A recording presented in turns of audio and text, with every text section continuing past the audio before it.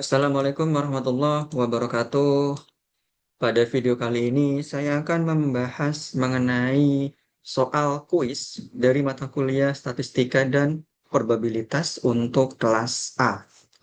Kita langsung aja bahas dari soal yang pertama. Seorang peneliti mencatat number of hours per week. Jadi banyaknya jam per minggu ya that eight university students spell on physical exercise yang 8 mahasiswa habiskan pada latihan fisik. Nah, data-data yang terkumpul adalah 37528564. Asumsikan bahwa 8 observasi ini itu merepresentasikan sebuah sampel dari populasi mahasiswa. Kita langsung ke pertanyaannya. Sort the data, then compute the sample mean, median, and mode. Identify which measure of center best represents this dataset. In your justification, discuss the rule of the value 14 and whether the distribution appears to be symmetric or skew. Jadi yang pertama adalah urutkan dulu data-datanya dari yang terkecil tentunya ke yang terbesar. Berarti kalau kita urutkan data-datanya adalah yang pertama itu 2, kemudian setelah 2 itu tentu adalah 3 ya. 3, lalu 5, 5, 5, 5, kemudian 6, 7, 8, 14. 6, 7, 8, 14. Oke, ini adalah jawaban untuk sort the data. Kemudian compute, hitunglah mean, median, dan modenya atau modusnya. Mean itu berarti X bar sama dengan sigma XI dibagi dengan N. Sigma XI itu adalah jumlahan dari semua data-datanya atau semua pengukurannya. Berarti kita jumlahkan 2, 3, 5, sampai dengan 14. 2 ditambah 3 ditambah 5 sampai dengan 14. Dibagi dengan N, yaitu banyaknya data. Ada berapa ini? 1, 2, 3, 4, 5, 6, 7, 8. 8. Ya. Sama dengan, nah untuk sigma XI-nya ini, itu ada total itu 50 ya. Ini 50 kalau kita jumlahkan. 2 tambah 3, 5, tambah 5, 10, tambah 5, 15, tambah 6, 21, tambah 7, 28, tambah 8, 36, tambah 14, 50. Dibagi 8 itu sama dengan 6,25. Inilah nilai min-nya. Gitu ya.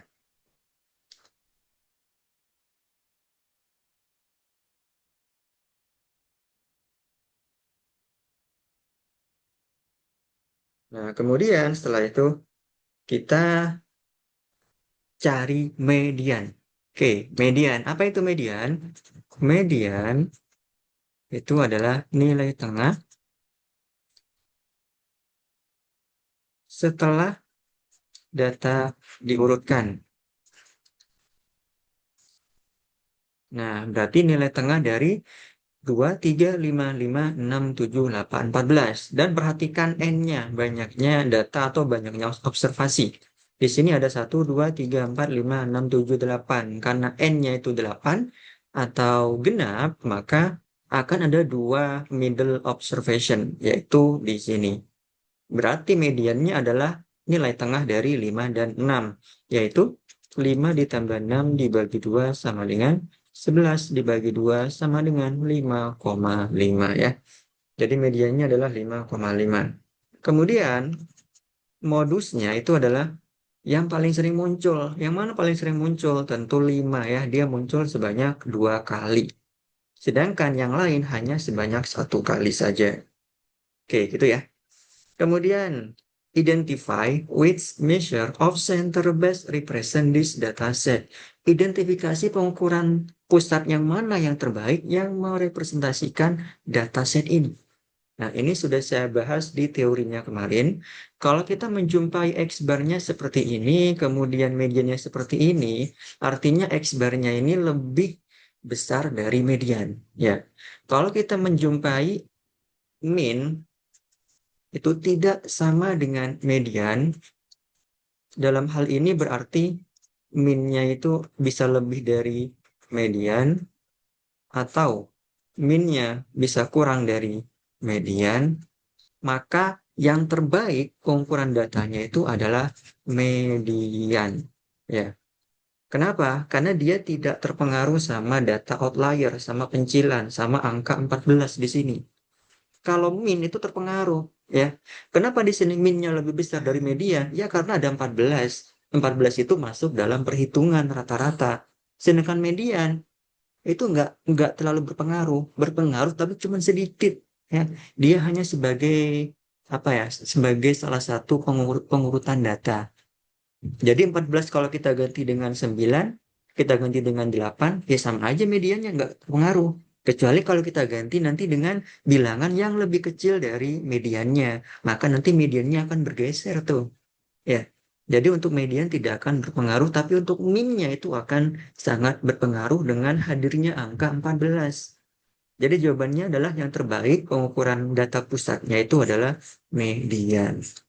Cuman kalau kalian menjumpai min itu sama dengan median, maka nanti pilih yang min, ya. Min ini yang terbaik. Ya, kalau dia artinya kalau min sama dengan median itu maka datanya pasti simetris, ya. Simetris. Dan kalau min lebih dari median, maka dia akan miring ke kanan atau right skew atau positive skew, ya, miring ke kanan. Ini pun bisa kita gambarkan dalam bentuk grafik. Jadi kalau kita gambarkan dalam bentuk grafik, ya, itu kurang lebih seperti ini saya gambarkan. Yang pertama adalah 2 di sini, dia muncul sebanyak 1 kali, ya, di sini 1, ini 2. Kemudian 3 juga itu sebanyak 1 kali juga munculnya, lalu 5 nih yang sebanyak 2 kali. 5 di sini sebanyak 2 kali. Kemudian masing-masing 6, 7, 8, 14 kali. Ini 6, ini 7, ini 8, 14 berarti ada di sebelah kanan sini, ya. 14. Kalau kita tarik seperti ini, maka nanti ekornya itu ada di sebelah kanan, ya. Dia akan miring ke kanan. Jadi jawabannya adalah right skew. Untuk yang ini tuh adalah skew, ya. Dia tidak simetris. Sebenarnya tanpa menggambar pun juga bisa kita tentukan apakah dia simetris atau skew. Kalau simetris ya tentu min sama dengan median. Kalau tidak sama berarti skew, ya. Ini, dia minnya lebih dari median maka dia skew. Atau right skew karena minnya lebih dari median. Tapi kalau kita gambarkan itu gambarnya bentuknya seperti ini, ya. Jadi gambar itu hanya untuk memperjelas hasil yang diperoleh min sama mediannya. Seperti itu. Kemudian di sini, oh ini peranan-peranan dari angka 14 itu adalah sebagai data outlier, ya.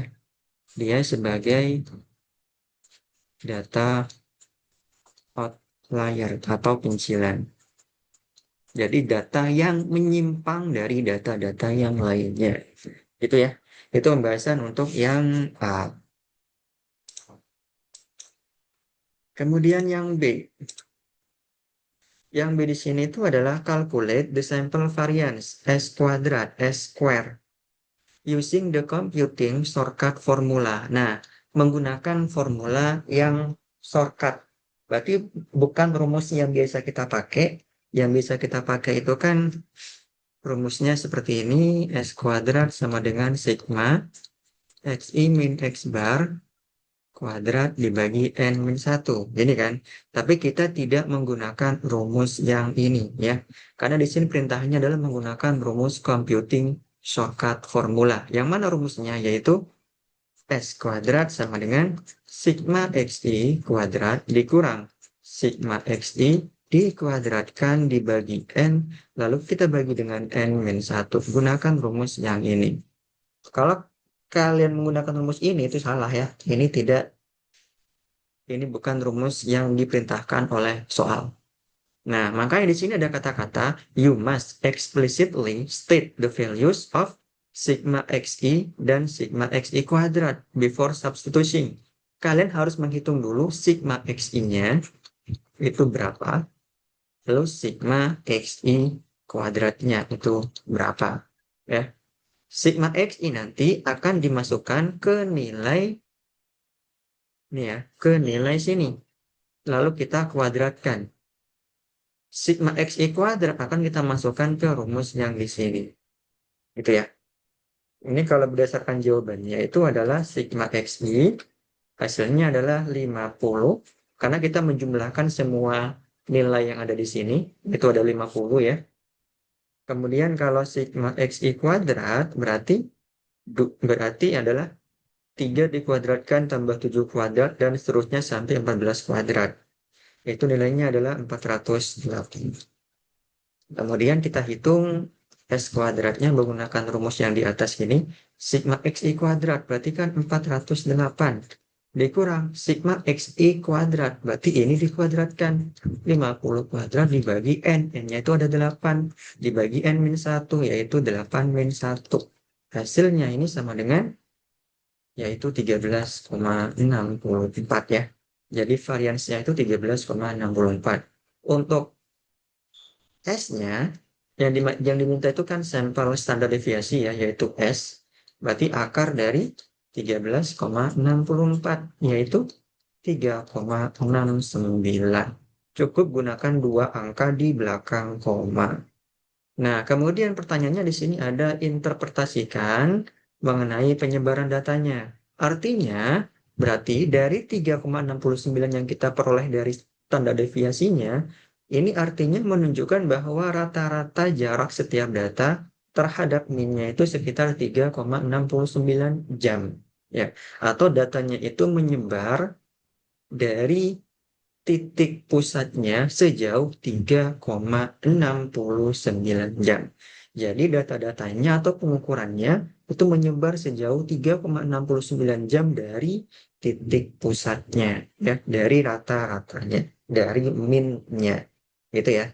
Nah, nilai ini tuh cukup besar. Kenapa? Karena dipengaruhi oleh adanya angka 14 yang menarik sebaran data menjauh dari titik pusatnya ya, karena ada data outlier yang tadi.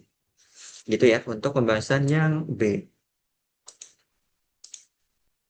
Kemudian untuk pembahasan yang C.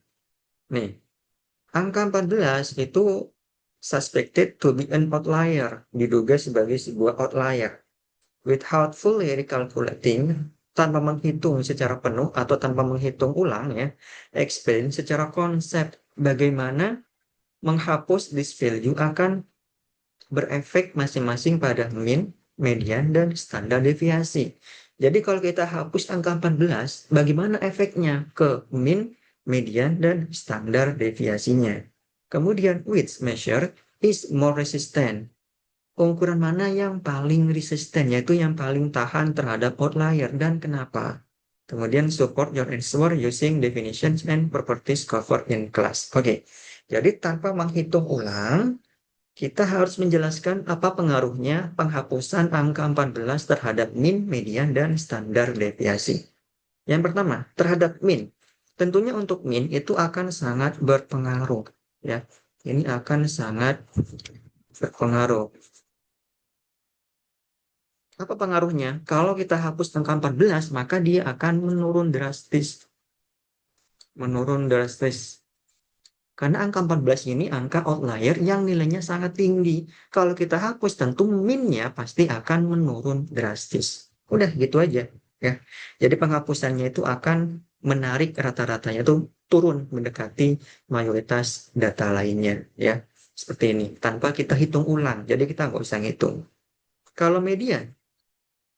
Kalau median ini akan berubah sedikit. Ya. Akan berubah sedikit. Dia juga tetap stabil. Kenapa?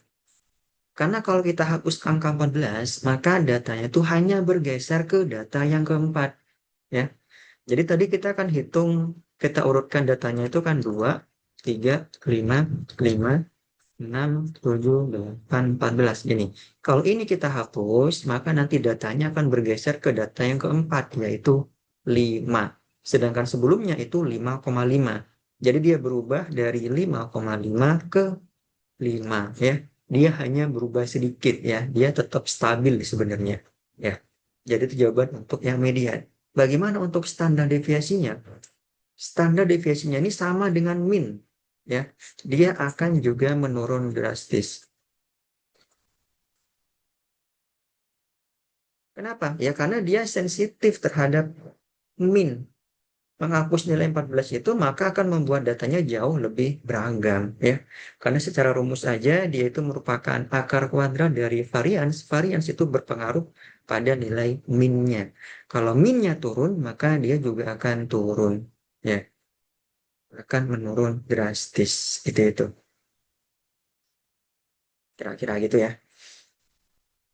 Kemudian ini, which measure is most resistant? Yang paling tahan terhadap outlier itu yang mana? Yaitu yang median ya.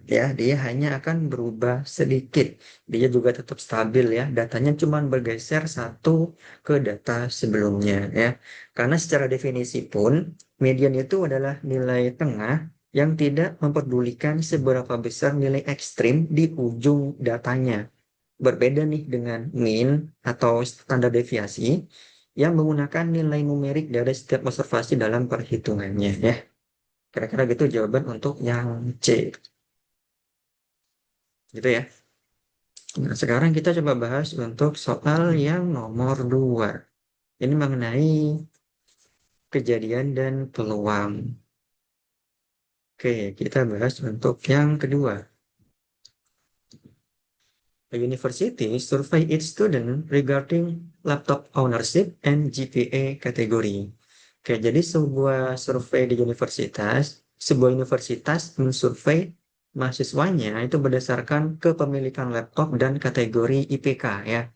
Hasilnya itu teringkas dalam peluang bersama tabel berikut. Misalkan di sini L itu adalah mahasiswa yang punya laptop, H itu mahasiswa yang punya IPK tinggi lebih dari 3,5, ini yang tidak punya laptop L komplement. Ini ya tabelnya. Cara bacanya gimana? Nah, cara bacanya tuh kayak gini. Jadi mahasiswa yang punya laptop dan punya IPK tinggi itu peluangnya 0,35 ya atau 35% gitu. Banyaknya ya 35%. Cuma di sini karena dalam bentuk peluang kita nyatakan dalam 0,35. Kemudian yang punya laptop tapi IPK-nya tidak tinggi maka 0,4. Kemudian yang tidak punya laptop IPK-nya tinggi 0,1, yang tidak punya laptop IPK-nya tidak tinggi 0,15. Total itu pasti satu ya. Namanya peluang itu kalau dijumlahkan semuanya pasti satu. Gitu ya. Kita langsung bahas untuk soal yang A. A student dipilih secara acak. Gunakan aturan penjumlahan untuk menemukan PL union H, yaitu peluang bahwa mahasiswa yang punya laptop atau mahasiswa yang punya IPK tinggi. Also, hitung PL komplement menggunakan aturan komplement. Apakah kejadian L dan H merupakan kejadian yang saling lepas, mutually exclusive itu saling lepas ya. Provide a numerical justification from the table. Jadi berikan sebuah jawaban numerik dari tabel ya. Oke, yang pertama adalah kita harus mencari PL union H menggunakan aturan penjumlahan. Gimana rumusnya?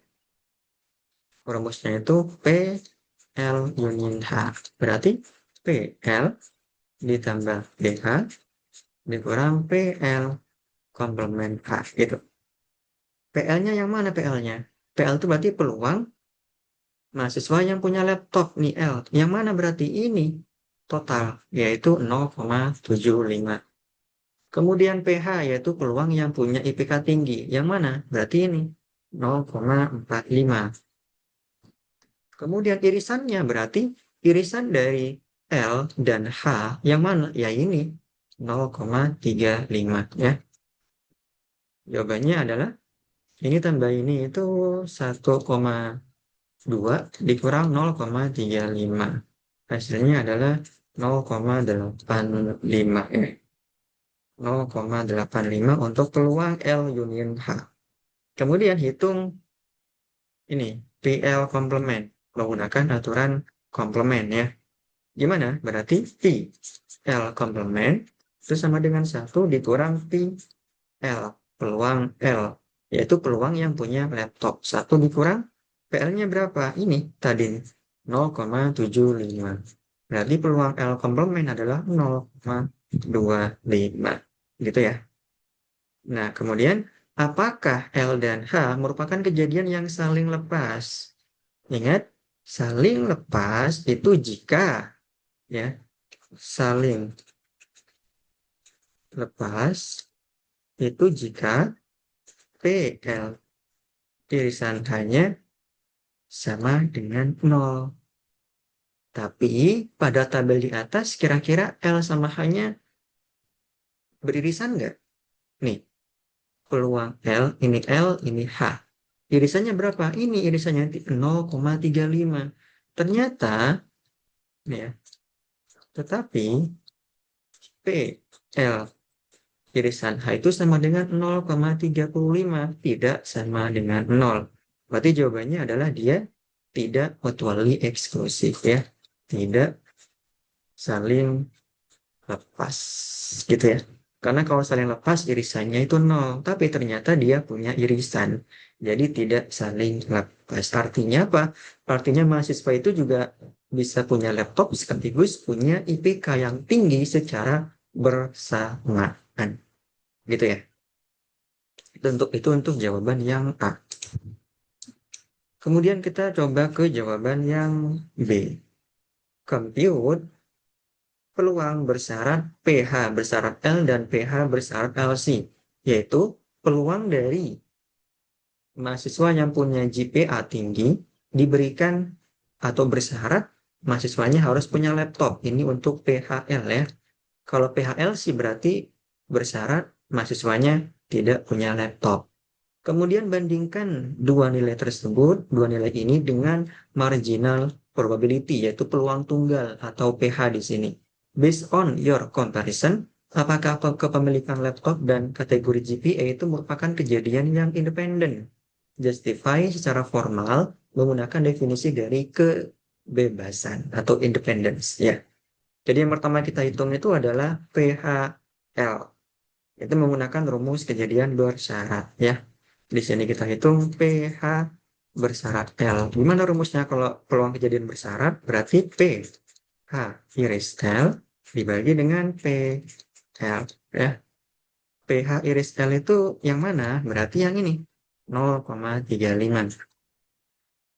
Peluang L yang mana? Peluang L itu berarti yang ini total 0,75 ya. Hasilnya itu adalah 0,467 atau 0,46, 0,47 juga boleh. Ini untuk pH bersyarat L. Kemudian kalau untuk pH bersyarat L komplement berarti pH iris L komplement dibagi dengan peluang L komplement ya. Sama dengan pH iris komplement berarti H yang di sini dengan L komplement yang di sini. Mana irisannya? Ini irisannya 0,1 dibagi peluang L komplement. L komplement itu kan yang ini. Peluang totalnya berapa? Yang ini berarti 0,25. Maka jawabannya adalah 0,4 ya. 0,1 dibagi 0,25 itu sama aja 100 dibagi sama aja 1 dibagi 2,5 ya. Atau 10 dibagi 25. Jadi 0,4 gitu. Kemudian di sini bandingkan nilai tersebut dengan marginal probabilitas, yaitu peluang tunggal pH. pH-nya berapa di sana? pH itu berarti peluang yang punya GPA tinggi. Berapa di sini? Ini kan GPA tinggi. Peluangnya adalah 0,45. 0,45. Bandingkannya gimana? pH-nya 0,45. pH bersyarat L komplement 0,4. pH bersyarat L 0,467. Nah, kamu bandingkan, kemudian apakah kepemilikan laptop dan GPA itu kejadian yang saling bebas? Jawabannya gimana? Jawabannya adalah tidak. Tidak saling bebas ya. Atau dependent. dependent defense. Kenapa? Nah, perhatikan teorinya ya. Teorinya mengatakan bahwa dua kejadian dikatakan independen jika PH bersyarat L itu sama dengan PH ya.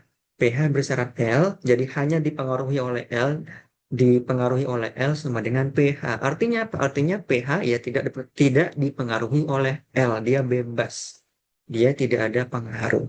Nah, dalam kasus ini ternyata PH bersyarat L-nya itu 0,467. Sedangkan pH-nya 0,45. Ini adalah hasil yang berbeda. Meskipun hasilnya mirip, tapi dia berbeda. Dia tidak sama. Ya, dia tidak sama. Jadi, hasilnya adalah kejadian yang dependen ya. pH bersyarat L-nya tidak sama dengan P. Itu ya. Jadi itu untuk hasil yang B. Kurang lebih seperti itu. Nah, oh ya, di sini juga ada pertanyaan justify formally using definition of independence. Ya, berarti karena nilai peluang bersyaratnya itu berbeda dengan peluang marginalnya, maka status kepemilikan laptop itu memberikan informasi tambahan terhadap peluang seseorang memiliki IPK tinggi, ya. Oleh karena itu, kedua kejadian tersebut dependen, gitu ya. Oke, sekian dari saya. Terima kasih. Assalamualaikum warahmatullahi wabarakatuh.